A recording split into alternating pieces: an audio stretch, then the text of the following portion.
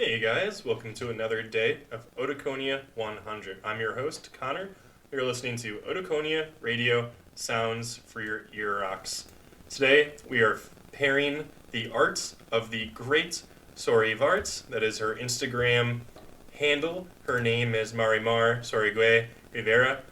She is an amazing artist from Spain, and we are going to be pairing her art with the album The Wake of Poseidon by King Crimson.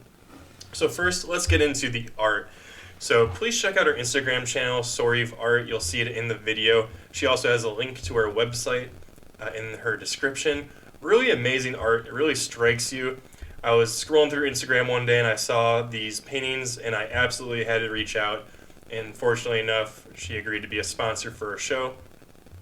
Her art has the style of postmodernism, with a hint of maybe absurdism and existentialism, and the art is so raw and visceral. I mean, you look at any of these paintings and it instantly catches your eye. They're very colorful, they have really cool patterns, and the subject of the art is so cool. She gets the inspiration for her art just from normal stress of day-to-day life and living. And so there's this kind of chaotic theme to all of her paintings. So let's get right into it. The painting that I wanted to talk about today is called Pájaros Mentales, and it's called Mental Birds. It translates in English. And I saw this painting and I knew absolutely what album I wanted to pair this with. So let's get into the album and then discuss some of the themes. So the album I wanted to pair this piece of art with is In the Wake of Poseidon by King Crimson. This is the second studio album by the progressive rock group, and it is amazing. It's a great album, and it's even more spectacular that they released this after The Court of the Crimson King, one of their most famous albums, because it holds up.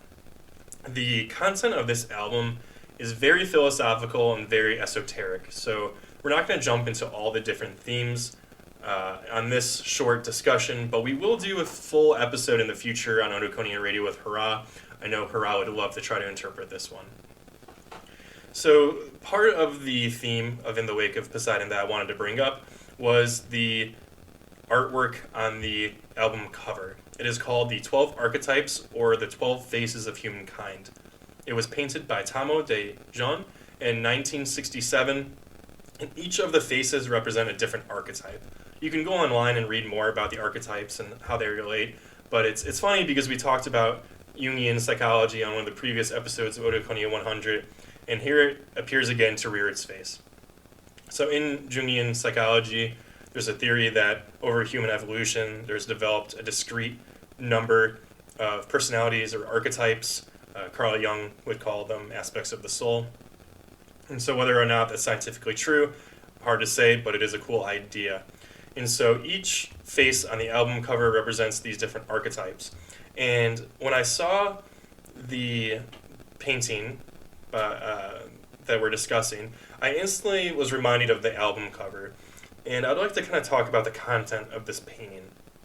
So you see the crow on top of the human head, and in a lot of cultures, the crow can represent knowledge, the pursuit of enlightenment, spirituality. And you also see the third eye on the face, the human face.